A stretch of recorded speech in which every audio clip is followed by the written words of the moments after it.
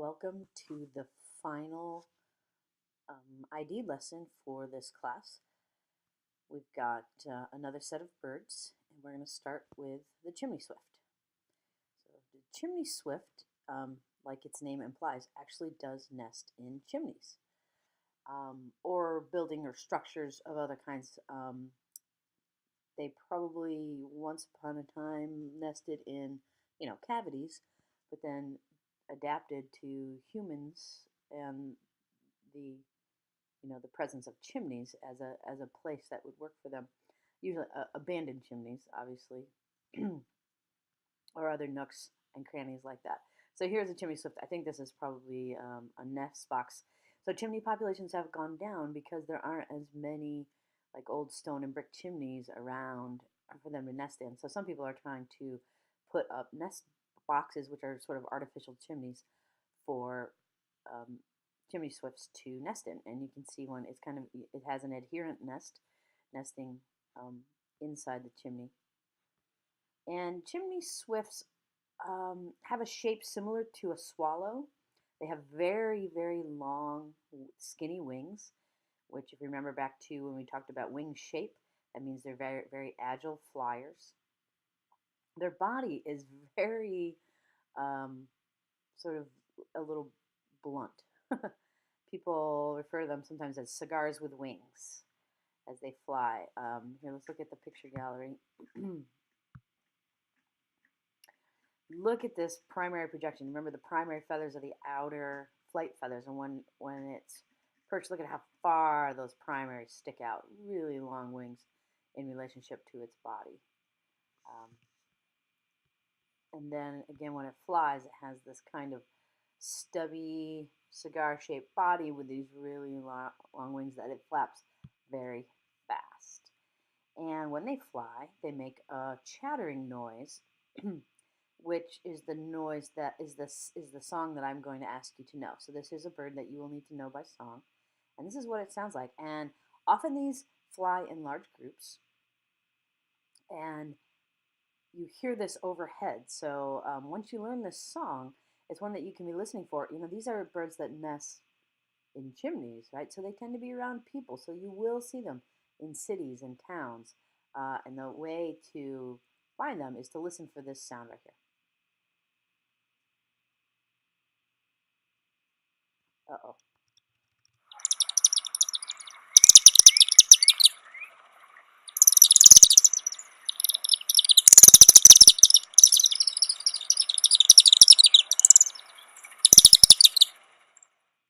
Okay, so very sort of chittering as it says. So they do nest here, and that is the chimney swift. Well, let me see if there's anything else we need to talk about in terms of ID. Not much. They're a brown bird. They don't have hardly any markings. They're a little lighter on the underside. Um, very short beak, very long wings, very short tail. Okay. All right, let's try the next one, which is another bird with long wings.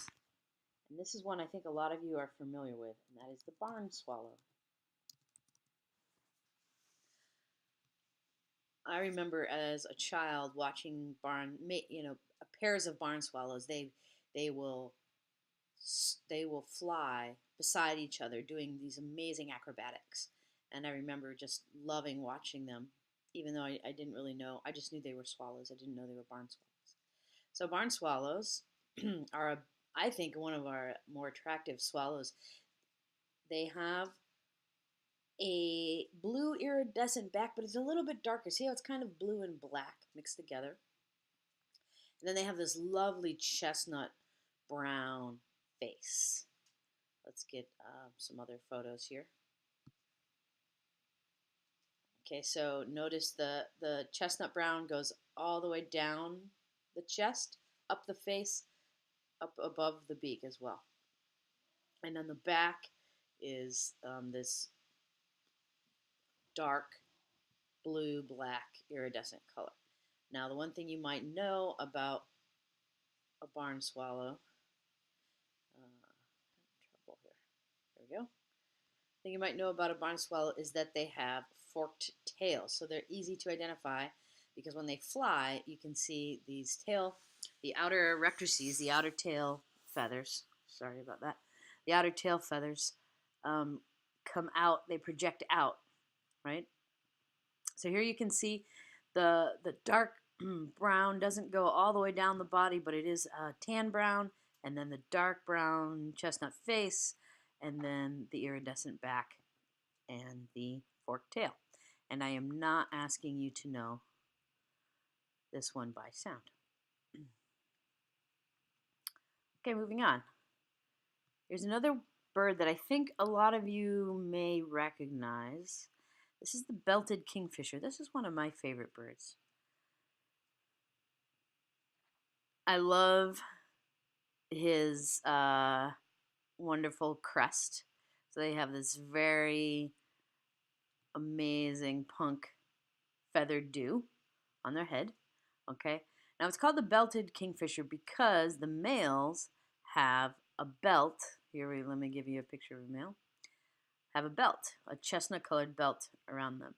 So look at that beak. Remember we talked about beak shape? This looks much like you would think of the heron beak. It's a stabbing fishing beak. So the kingfisher does eat fish, and you often see them around wetlands flying around. They're pretty large birds. Think slightly bigger than a blue jay. So pretty good sized birds, and they're wonderful to watch hunt. They'll sit on a branch over the water and watch, and then you'll see them fly out and hunt fish. I am asking you to know the song of this one. And I'm asking you to know the rattle because this is again how you tend to know that there is a kingfisher around, is when you hear this when you're near a wetland.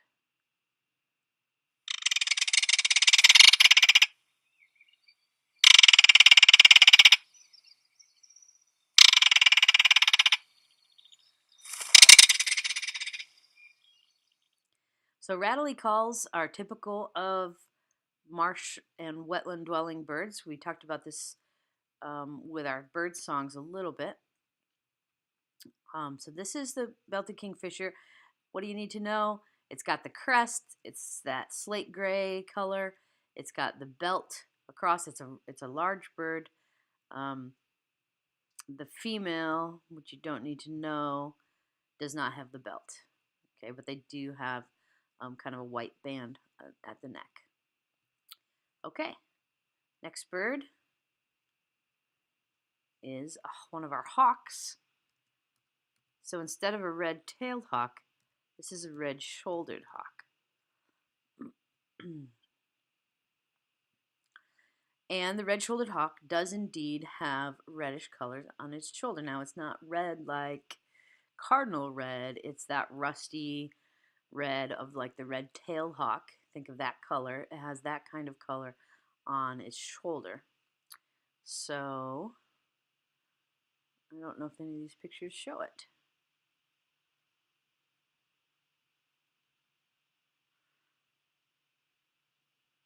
Okay, so the red-shouldered hawk has barring across his chest, which is a little that sort of red color as well. What it can be fairly dark, as in this one here. Okay, one of the shorter tails, like the buteos. We talked about buteos versus occipiters. Okay, and here you can see the reddish color on the shoulder. Not super apparent, okay? But look at the tail. Very different than a red tail. It does have very wide, dark black bands. Let's see if we can get one of a red-shouldered flying. Here we go. So compare that with the red-tailed hawk. The red-tailed hawk had a black on the front leading edge of the wing. The red-shouldered does not.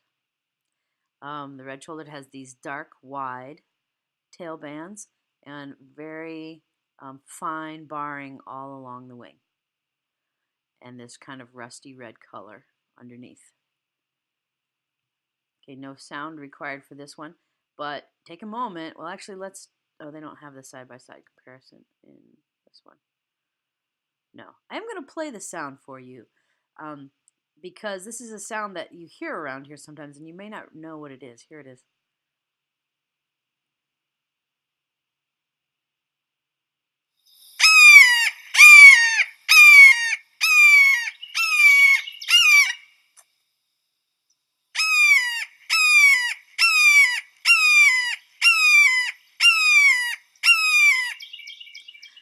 And at times it'll just keep going and going. So that's a sound that sounds sort of like a child and a baby in distress, or um, a dying animal sometimes. Think of it that way. Okay, here is a new bird for us. We haven't talked about gulls. So there are a lot of gulls around, especially on Lake Champlain, but you will see them inland on inland lakes as well, and even sometimes in farm fields. And there are a lot of different kinds of gulls, and sometimes they're really hard to tell apart.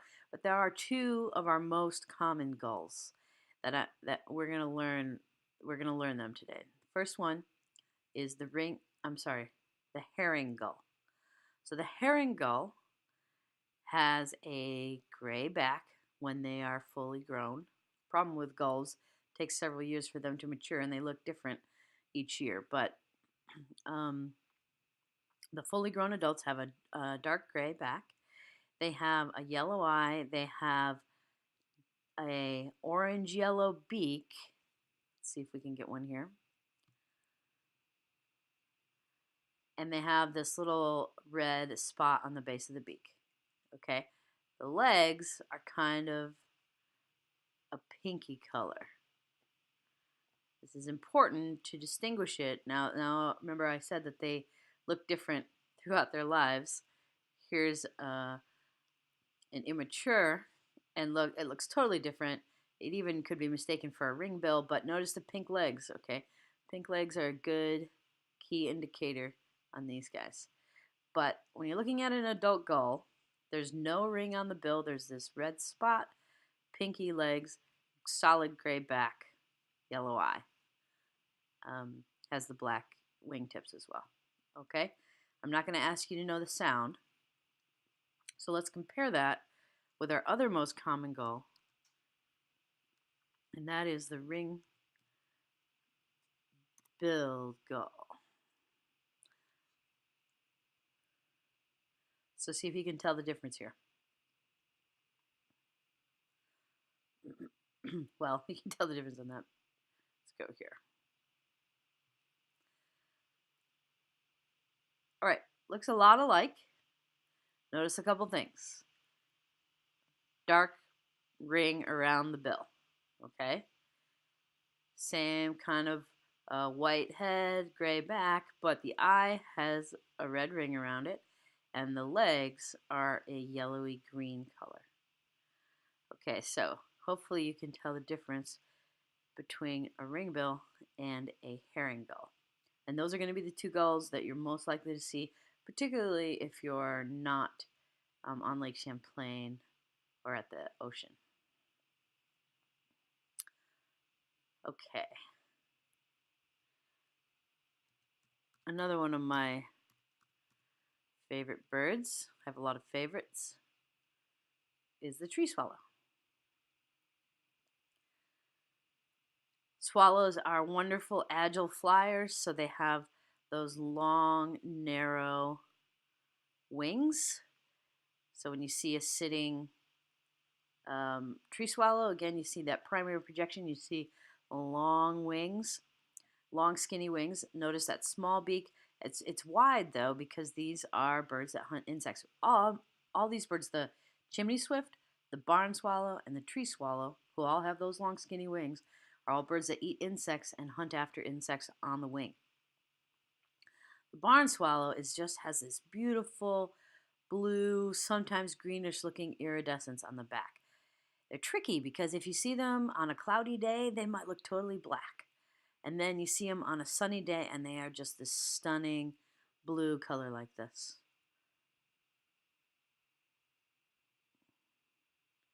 This wonderful blue color and contrasting with the white. Now, the way you can tell, there's actually quite a few kinds of swallows. We only looked at the barn swallow. and the tree swallow. But the way you can tell a tree swallow from all the other swallows that we have is that there are no markings from the beak all the way down, okay? Most other swallows have some kind of marking on the neck, chin, face area, and tree swallows have nothing. They're just pure white all the way from the beak down. The back is that wonderful solid iridescent blue. They do have this little black mask on their face that you can't see until you get pretty close. And you do not need to know the song of the tree swallow. There's only two you need to know by song this week: the chimney swift and the belted kingfisher. And our last bird comes in the category of what is referred to as shorebirds. These are birds that feed along the edges of marshlands, wetlands, oceans, any place where there is sort of shore, muddy, sandy areas, depends on the bird. This is a common one for us. This is called the spotted sandpiper. And it's called the spotted sandpiper for a reason, because it has spots. This is not the greatest photo. Let me see if I can find a better one. Should have used Cornell, not Audubon for this. Really? These are the only photos they're going to give me? Terrible. Alright, well, spotted sandpiper has spots all along its belly. Okay. Here you can see the wings, and the wings have this white line on them. When they fly, it's pretty easy to see. Most of the time, though, you're going to see it walking along the shore looking like this. They have longer legs because they're wading birds. So, and they are looking for things on the mud and the shorelines. The way you can tell a spotted sandpiper when you see it is the spots on the belly, and also it bobs its tail up and down, up and down, up and down when it walks.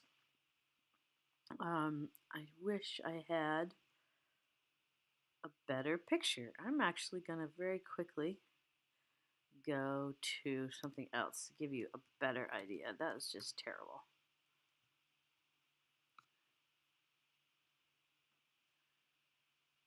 Okay. Let's go. Let's try. Come back to Cornell.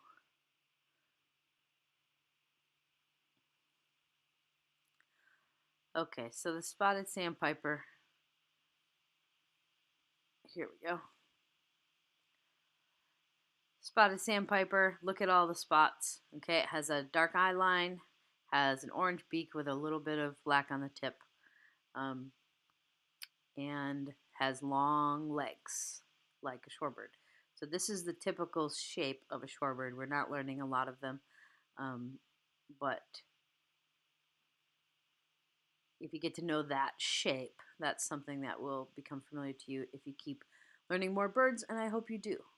So that is the end of the new birds for the entire class.